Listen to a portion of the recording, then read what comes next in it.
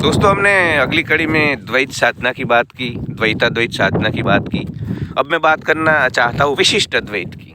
जी हाँ, इसके नाम से ही आपको पता चलता होगा कि इसमें कुछ विशिष्ट बात है। तो भारत में हमारे वैष्णव जो संप्रदाय अलग अलग हुए, इसमें इस विशिष्ट अद्वैत या शुद्ध अद्वैत की भी बात हुई है।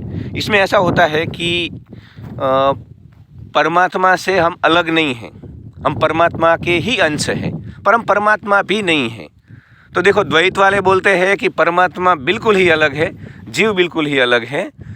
द्वैताद्वैत वाले बोलते हैं कि दोनों ही सही है, परमात्मा अलग भी है, जीव अलग भी है और दोनों एक भी है। अद्वैतवाद वाले बोलते हैं कि नहीं नहीं नहीं, कुछ भी अलग नहीं है, जो कुछ भी है वो एक ही परम तत्व है, एक के अलावा दूसरा नहीं है। पर विशिष्ट अद्वैत ने एक बड़ी ही अलग प्रकार की व्यवस्था दे दी।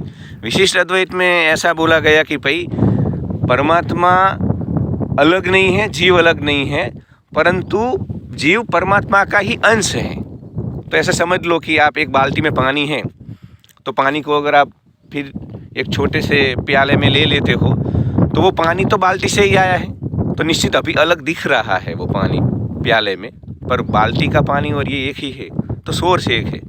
तो परमात्मा का ही अंश जीव है, इसको विशिष्ट अद्वैत बोलते हैं। तो एक्चुअली इसमें आप पूर्ण रूप से इसको अद्वैत नहीं बोल सकते हो कि एक ही है, अभी भी दो तो बचे हैं, क्योंकि अंश है। तो पूर्णतया हम ही परमात्मा है या हम ब्रह्मास्मि वाली जो हमारी विचारधारा है वो अभी तक नहीं है। पर जो द्वैत में एकदम था ना कि भी परमात्मा है, जीव है, जो अलगाव था वो कहीं ना कहीं अभी ख़त्म हो रहा है। आगे मैं बात करूंगा कि क्यों धीरे धीरे साधक को द्वैत, द्वैताद्वैत, विशिष्ट अद्वैत और फिर अद्वैत में पहुंचना है।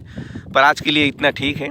विशिष्ट अद्वैत में हमने अपने आप को परमात्मा के अंश माना है, उसी महान जो एक तत्व है यहाँ चारों ओर, ऊपर नीचे, हमारे आसपास, हमारे भीतर, हमारे बाहर, उसी का ही हम अंश है, उसको बोलते हैं विशिष्ट अद्वैत।